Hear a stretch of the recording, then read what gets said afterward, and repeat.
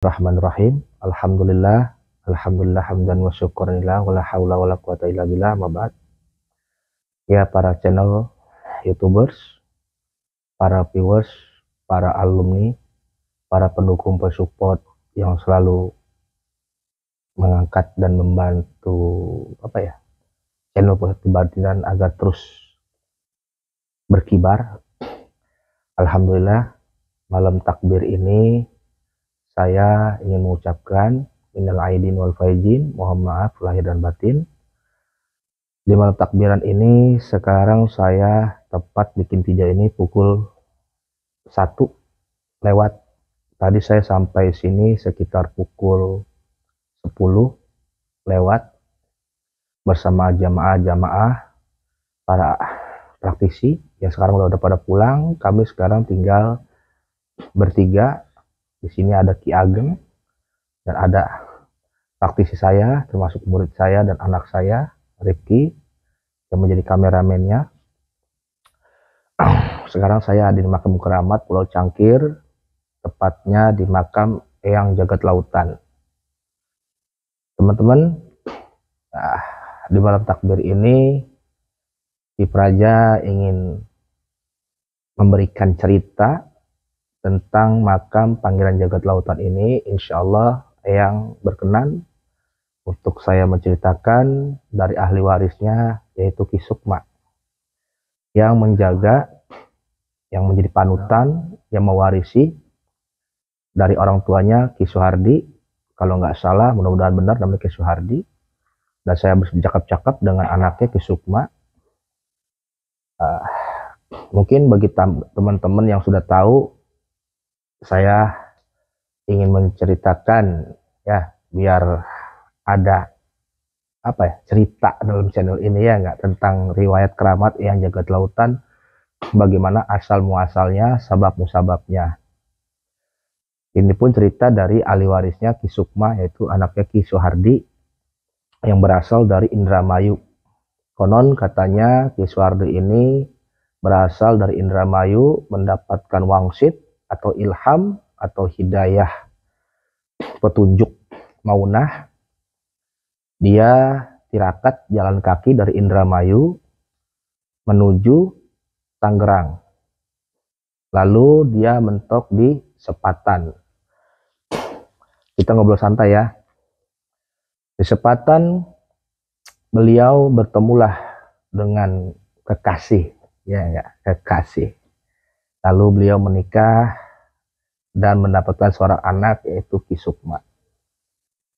Setahun 2 tahun beliau bertempat tinggal dari riadohnya jalan kaki musafir dari Indramayu, bertetap tinggal di Sepatan, Tangerang, kabupaten nggak jauh dari tempat saya. Lalu beliau dapat lagi maunah, petunjuk kedua, yaitu beliau jalanlah kaki kembali, musafir kembali, riado kembali ke tempat Pulau Cangkir, yang konon dulu katanya Pulau Cangkir ini serem, angker. Nggak ada satu orang pun yang berani memasuki tempat Pulau Cangkir ini. Tapi Ki Suhardi dengan tekadnya yang mantap, niatnya yang bagus, dia tapak riado di Pulau Cangkir yang konon katanya dipenghuni oleh para dedemit, ya. Lalu beliau tapak kholwat di sini, masih hutan, dan beliau mendapatkan petunjuk gaib. Bertemulah dengan ruh Eyang Jagat Lautan, anak dari Sultan Maulana Hasanuddin. Begitu kiranya. Tapi beliau bertemunya dengan sosok gaib, sosok ruh. Lalu beliau mengabarkan kepada masyarakat. Akhirnya cerita singkat, menjadilah makam Pulau Cangkir tempat keramat orang ziarah saat ini, di makam keramat Eyang Jagat Lautan. Nah, nanti kameramen akan ajak jalan-jalan area yang makam keramat Eyang Jagat Lautan ini. Di samping saya ada pohon besar, ya, gitu. Nggak tahu kenapa teman-teman, para sedulur, di malam takbir ini seharusnya saya bersama keluarga saya biasanya, Tapi malam ini saya mendapatkan panggilan dari makam ini, saya dapat undangan, saya suruh datang. Maka saya datang kemari, ya saya hadoro, bertawasul, dan insya Allah nanti saya memandi di lautnya. Ya teman-teman, bagi teman-teman yang tinggal di Jakarta, Tangerang Kabupaten, Kronjo, Serang, silahkan datang kemari, tepatnya di Kronjo. Ya, di Kronjo ya. Tapi udah satu Serang belum nih? Belum. Begitu teman-teman. Banyak sekali di sini makam-makam keramat. Ada makam Ki Ageng Tirtayasa, ya kayak nggak jauh dari makam Sultan Maulana Hasanuddin. Banyak deh pokoknya. Kalau yang mau ziarah ke sini, ya, yang mau kholwat, minta diantar sama Ki Praja, yuk saya antar. Jadi dalam konten ini sedikit cerita, ya biar seru, ada mistisnya gitu. Tapi ya begitu, saya dapat cerita dari ahli warisnya Ki Sukma, anaknya dari almarhum Ki Suhardi yang tapa di Pulau Cangkir ini, gitu. Jadi teman-teman, bagi teman-teman yang mau ziarah, silahkan ke sini. Tempatnya enak, nyaman, syahdu, gitu. Saya sekarang mau nunggu sampai jam 2 mau mandi. Habis mandi, ngopi sebentar, baru cabut kembali pulang. Ya, nah untuk yang kedua, saya ada tiga tema ya. Satu, saya menceritakan makam Eyang Jagat Lautan bagi teman-teman yang ingin berziarah, silahkan ya. Yang kedua, insya Allah, karena banyak sekali yang berkomentar atau menjapri saya, Ki Praja saya pengen jadi muridnya, pengen belajar dari nol dengan Ki Praja, ya itu. Saya buka, insya Allah silakan bagi yang mendaftar dari sekarang boleh. Saya menunggu paling minimal 10 orang. Ya, saya akan buka, saya akan bangkitkan kembali, yaitu program keilmuan Asmaul Husna, yaitu ilmu tenaga dalam, kontak batin, yang saya dapatkan ijazahkan baiatnya dari Semarang, Logosari, guru saya itu Syekh Ali Effendi. Ya. Jadi saya sebelum belajar ilmu-ilmu lain, Allah arahkan saya ke beliau dulu. Nah, kalau saya ceritakan tentang itu, kenapa saya masuk Asmaul Husna dulu, panjang ceritanya. Nah, jadi intinya, insya Allah mulai saat ini yang nonton video ini bagi yang mau belajar, tapi khusus daerah yang terjangkau. Ya, karena tempat saya di Tangerang Kabupaten, Rajek, Tanjakan Mekar. Tapi nanti latihannya di cabang Padepokan di Perum Rajek Mulia. Jadi ini mungkin bagi dari Jakarta, Tangerang, ya Balaraja mungkin ya masih terjangkau. Ya paling perjalanan 1,5 jam lah, 1 jam. Tapi teman-teman, ilmu ini ya kadang-kadang banyak sekali mau belajar karena saya pengen belajar dari nol, saya nggak punya mahar yang besar, saya orang kuli bangunan, pokoknya melas-melas lah gitu. Tapi dia pengen punya niat yang baik, pengen mumpuni, pengen menjadi orang yang manfaat. Oke lah, saya akan bangkitkan kembali perguruan Al-Hikmah Asmaul Husna tenaga dalam yang pernah dulu saya ajarkan dan belajar, dan saya akan wariskan kembali kepada kaula muda yang ingin belajar. Tapi ada syaratnya, karena kenapa teman-teman, sukses itu mahal, nggak bisa main begitu aja ya kan, gitu. Semuanya ada perjuangan, ada pengorbanan. Kalau berjuang aja nggak ada pengorbanan, bohong. Berkorban juga nggak ada perjuangan juga sama, mustahil. Jadi untuk pas sedulur, saya buka perguruan tenaga dalam ini. Silakan yang mendaftar dari sekarang. Syaratnya satu, pendaftarannya untuk menjadi anggota saya agar kalian belajarnya nggak main-main, wajib untuk mendaftarkan 500.000 untuk menjadi anggota Padepokan, ya gitu. Kenapa? Kalau gratis begitu aja kalian akan main-main, gitu. Kayak udah sering mengajarkan anak-anak muda yang gak belajar, nggak pakai mahar, nggak pakai apa, timbang mau doang, udahannya main-main doang gitu. Nah, mahar ini sebetulnya nih membuat kita itu jadi serius dalam belajar gitu kan, karena siapa sih yang mau rugi orang kan gitu. Jadi kalian nggak mau rugi, saya pun butuh jaminan gitu. Jadi syarat pertama, kalian harus mendaftarkan menjadi anggota 500.000 ya, dan itu insya Allah saya akan membuat kaos ya, insya Allah sudah dapat kaos. Dan yang kedua, latihan seminggu sekali. Itu ada biaya 100.000 dalam pelatihan seminggu sekali. 100.000 seminggu sekali. Buat apa 100.000-nya? Buat kita ngopi bareng-bareng sambil latihan. Ya. Dan yang ketiga selanjutnya, adapun di padepokan kami itu keliunan sebulan sekali, nanti saya akan beritahukan kepada Anda bagi yang belajar ingin bersyariat juga untuk mendapatkan duniawi, supaya duniawinya tercukupi, boleh nanti ikut kliwonan. Yang hanya ingin belajar kesaktian aja nggak usah. Dan untuk masuk kliwonan itu ada syaratnya, tapi saya nggak bahas di konten ini ya. Nanti syarat pertama 500.000 sebagai anggota, latihan seminggu sekali, biaya latihan 100.000. Dan yang ketiga, istiqomah, jangan putus asa, dan mau berpuasa dan berzikir. Ketika nanti sudah waktunya kalian berpuasa, kalian berzikir, kalian nggak boleh nolak.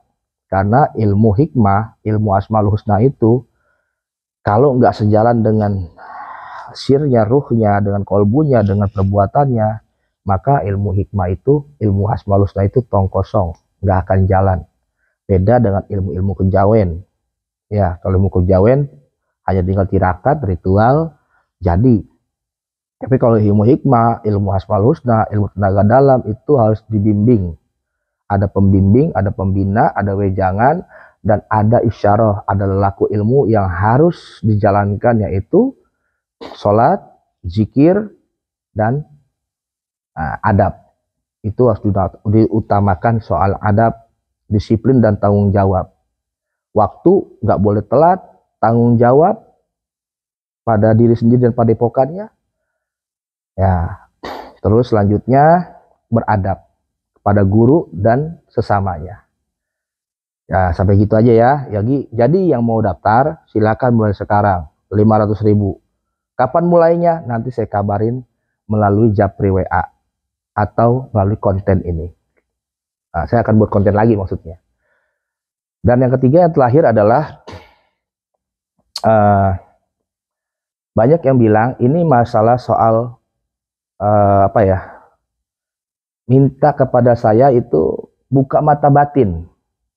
Saya pengen minta dibuka mata batin tanpa ngambil ilmu, itu kan nggak bisa teman-teman.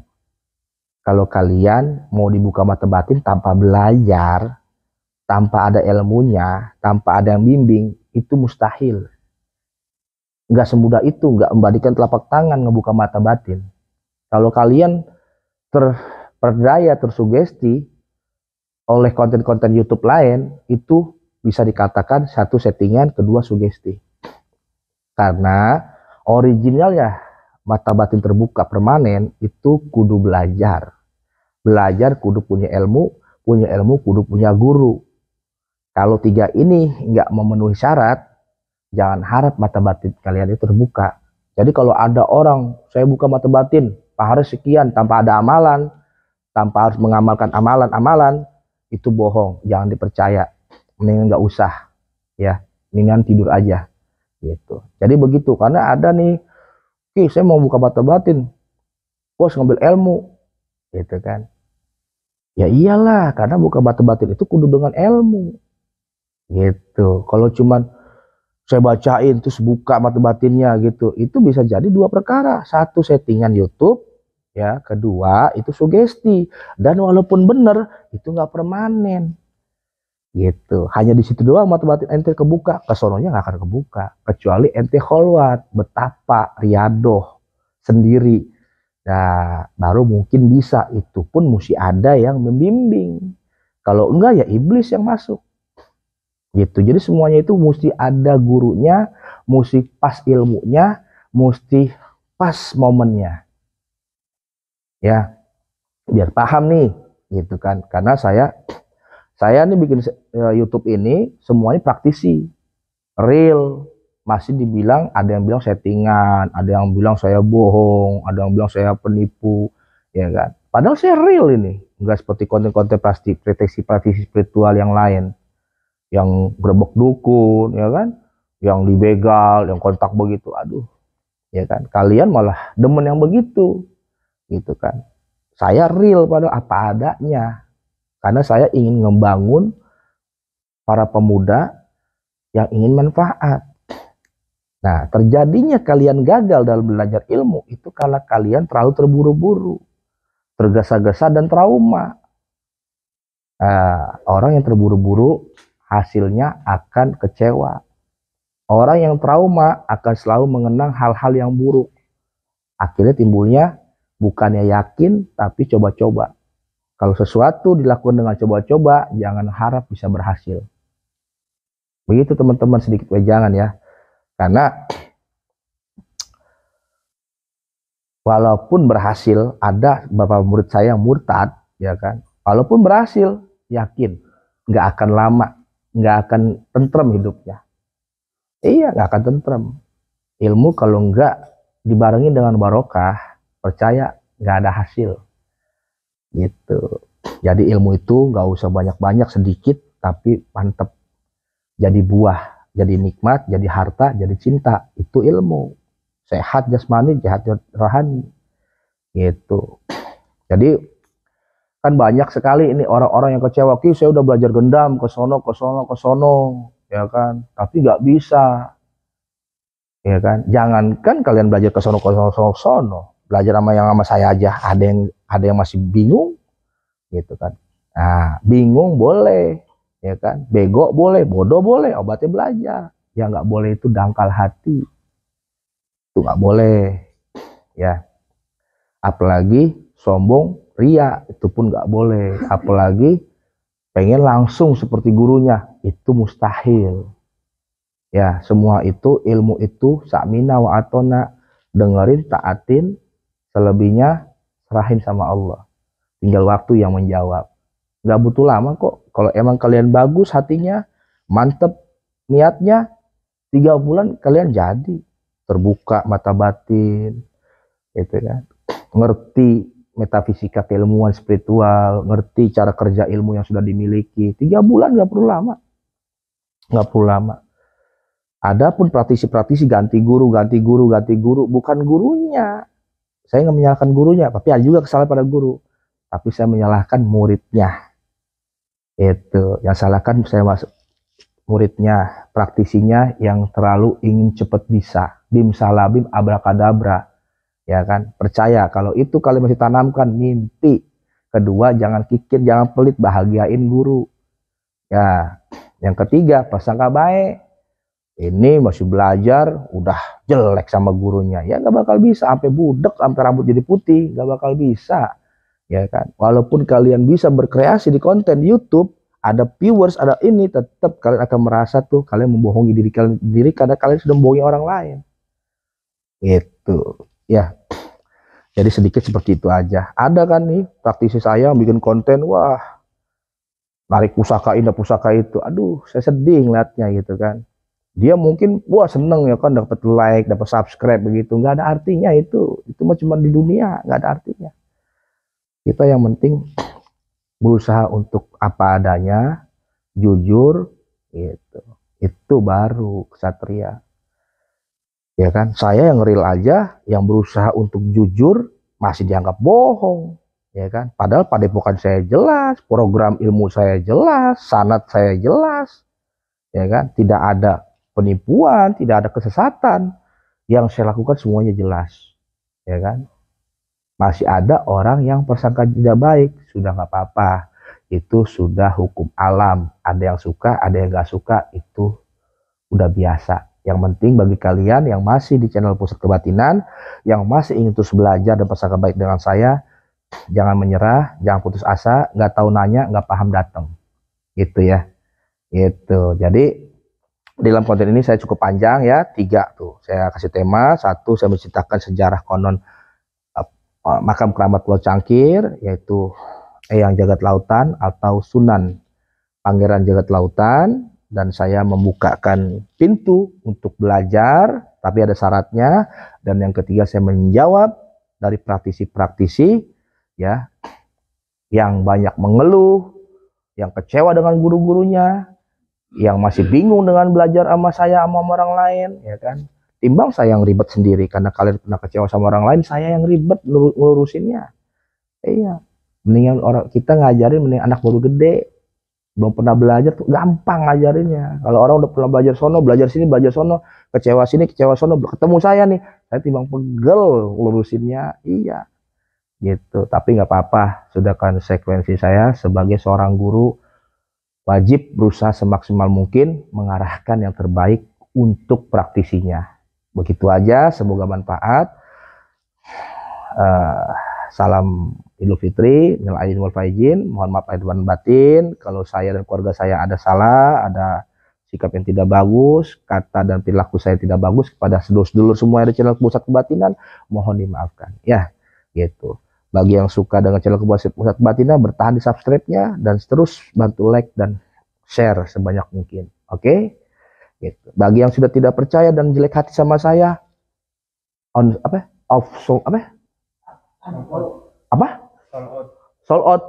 out gitu. Kok sold out sih nggak nyambung lah. Unsubscribe aduh saya nggak ngerti. Dan pokoknya keluar dari subscribe lah, udah nggak usah nonton saya lah. Iya, karena saya tahu ya kan, gue saya banyak yang bilang, banyak yang nggak suka sama saya, tapi kok cara saya ditonton, ya kan, dipakai, di teknik saya dipakai, ya kan. Saya mau bisa dibohongin, tapi di belakang saya nggak bisa dibohongin seluruh, ya kan. Tapi yang begitu nggak berkah, biarin aja, ya kan. Nggak berkah, nggak jadi daging, dapat duit juga, gitu aja ya. Semoga ya semuanya, semua selalu sehat, dimudahkan rezekinya. Yang belum soam ke rumah saya karena jaraknya jauh, mudah-mudahan dikasih rezeki, bisa soam tabayun main ke rumah ya. Begitu aja, jazakallahu khair. Assalamualaikum warahmatullahi wabarakatuh. Salam spiritual Nusantara, rahayu.